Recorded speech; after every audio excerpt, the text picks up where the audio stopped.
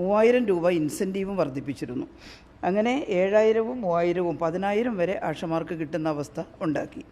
ചില special incentive കൂടി ചേരുമ്പോൾ 14000 രൂപ വരെ ലഭ്യമായിട്ടുള്ള ആശമാരുണ്ടായിരുന്നു. ആശമാർക്ക് എല്ലാവർക്കും ഒരേപോലെയല്ല കിട്ടുന്നത്. ഇത് കേന്ദ്ര ഗവൺമെൻറ്റിൻ്റെ ഒരു സ്കീം വർക്കാണ്. ഇതിൻ്റെ പ്രത്യേകത എന്താണെന്ന് വെച്ചാൽ കേന്ദ്ര ഗവൺമെൻറ് ഒരുപാട് സ്കീം വർക്കുകൾ പ്രഖ്യാപിക്കും. എന്നിട്ട് അവരൊരു ചെറിയ ശതമാനം കാശ് തരും. ബാക്കി മുഴുവൻ സംസ്ഥാന ഗവൺമെൻറ് വഹിക്കണമെന്നാണ് എല്ലാ സ്കീം വർക്കിലും പറയുന്നത്. ഓണറേറിയം അല്ലെങ്കിൽ ഏതെങ്കിലും തരത്തിലുള്ള ഒരു ചെറിയ ഇൻസെൻറ്റീവ് അത് വാങ്ങിക്കൊണ്ട് പ്രവർത്തിക്കണമെന്നാണ് കേന്ദ്ര ഗവൺമെൻറ് തീരുമാനിക്കുന്നത്. ആശമാരെ നിശ്ചയിക്കുന്ന സമയത്തും കേവലം 500 രൂപ ഒരു ഇൻസെൻറ്റീവ് നൽകിക്കൊണ്ട്, ഓണറേറിയോ ഇൻസെൻറ്റീവോ എന്താ അതിൻ്റെ പേരെന്ന് വെച്ചാൽ പറയാം, അത് നൽകിക്കൊണ്ട് സാമൂഹ്യ സേവനം നടത്തണം എന്ന രീതിയിലാണ് സെൻട്രൽ ഗവൺമെൻറ് പ്രഖ്യാപിച്ചത്. ആശമാരെ കേരളം നിശ്ചയിച്ചപ്പോൾ സ്വാഭാവികമായിട്ടും കേരളത്തിൻ്റെ ഒരു രീതി അനുസരിച്ച് അവർക്ക് ജീവിക്കാൻ ആവശ്യമായിട്ടുള്ള തുക കൊടുക്കുക എന്നത് LDF സർക്കാരും കണ്ടിരുന്നു. അതിൻ്റെ ഭാഗമായിട്ടാണ് 1000-ൽ നിന്ന് ഈ പറയുന്ന 7000 രൂപ ഓണറേറിയവും 2 തവണയായിട്ടാണ് 6000 തുടക്കത്തിൽ ഒരുമിച്ചും 1000 പിന്നീടും കൊടുത്തുകൊണ്ട് 7000 രൂപ അവരുടെ ഓണറേറിയവും പിന്നെ 3000 രൂപ ഇൻസെൻറ്റീവും അന്ന് വർദ്ധിപ്പിച്ചത്. അവർക്ക് നന്നായിട്ട് അവർ ജോലി ചെയ്തു. കോവിഡ് കാലത്തൊക്കെ ഒരിക്കലും മറക്കാൻ കഴിയാത്ത സേവനമാണ് ആശാവർക്കർമാർ നൽകിയത്. അപ്പോൾ അതെല്ലാം പരിഗണിച്ചുകൊണ്ട് തന്നെയാണ് അവർക്ക് പിന്നീടും 1000 രൂപ LDF സർക്കാർ വീണ്ടും വർദ്ധിപ്പിച്ചു കൊടുത്തിരുന്നത്. അപ്പോൾ ഇപ്പോഴേതായാലും 3000 രൂപ അവരുടെ ഓണറേറിയത്തിൽ വർധനവുണ്ടാക്കിയെന്ന് പറയുന്നത് വലിയ ആശ്വാസകരമായിട്ടുള്ള കാര്യമാണ്.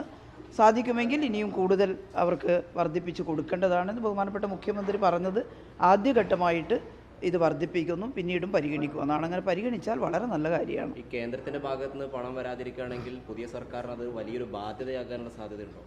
അത് എല്ലാ സംസ്ഥാന ഗവൺമെൻറ്റുകളും അനുഭവിക്കുന്ന ഒരു ധർമ്മസങ്കടമാണ്. അപ്പോൾ കേന്ദ്ര ഗവൺമെൻറ് പലപ്പോഴും അവരുടെ വിഹിതം കൃത്യമായിട്ട് തരാറില്ല, വർദ്ധിപ്പിക്കാറുമില്ല. ഇപ്പോൾ ഈ പറയുന്ന ഓണറേറിയത്തിൽ 2000 ചില്ലറ ആണ്, 2200 മറ്റോ ആയിരുന്നു അന്ന്. ഇപ്പോഴെത്രയാണെന്ന് നമുക്ക് കൃത്യമായിട്ട് പറയാൻ കഴിയുന്നില്ല. അതാണ് കേന്ദ്ര ഗവൺമെൻറ് കൊടുക്കുന്ന പ്രതിഫലം.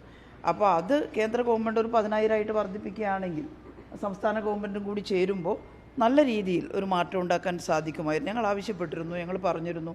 പക്ഷേ അങ്ങനെ വർദ്ധിപ്പിക്കാൻ തയ്യാറായിട്ടില്ല. എല്ലാം സംസ്ഥാന ഗവൺമെൻറ് തന്നെ വർദ്ധിപ്പിക്കണമെന്ന് പറയുമ്പോൾ എല്ലാ സംസ്ഥാന ഗവൺമെൻറ്റുകളും സ്റ്റേറ്റ് ഗവൺമെൻറ്റുകളും അനുഭവിക്കുന്ന പ്രയാസങ്ങളുണ്ട്. ഈ പരാജയത്തിനെ കുറിച്ച് വലിയ വിമർശനങ്ങൾ പല കോണിൽ നിന്ന് ഉയർന്നു വരുന്നുണ്ട്. ടീച്ചറുമായിട്ട് ബന്ധപ്പെട്ടും പലതരത്തിലുള്ള ഇത് വരുന്നുണ്ട്.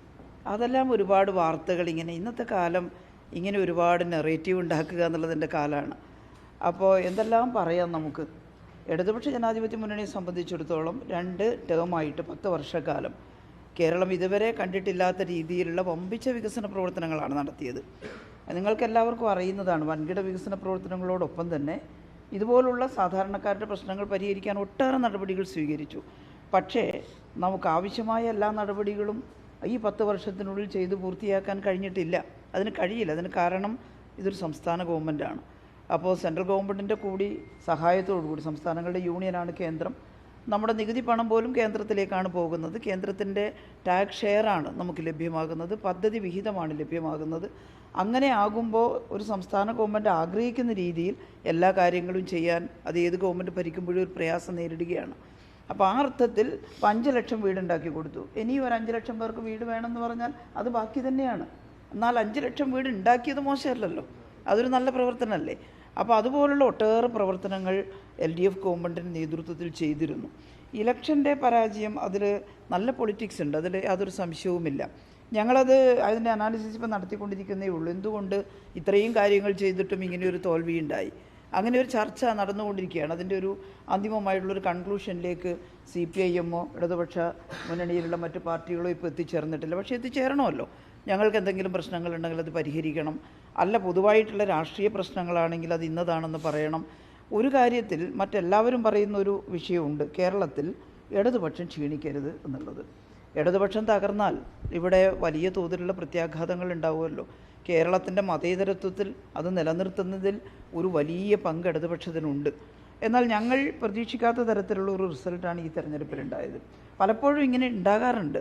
ഇപ്പോൾ ഇന്ദിരാഗാന്ധി അടക്കം പിന്നെ നമ്മൾ കഴിഞ്ഞൊരു തെരഞ്ഞെടുപ്പിൽ കേരളത്തിൽ UDF ജയിച്ചു വന്നല്ലോ എന്ന്. അങ്ങനെയുള്ള ഒരു അനുഭവമൊക്കെ കേരളം വ്യത്യസ്തമായി ചിന്തിച്ചിട്ടുള്ള ഒട്ടേറെ അവസരങ്ങൾ ഉണ്ടായിട്ടുണ്ട്. എന്നാൽ പിന്നീട് അത് റിക്കവർ ചെയ്തുകൊണ്ട് ഇടതുപക്ഷം വീണ്ടും വരുന്നതും കണ്ടിട്ടുണ്ട്.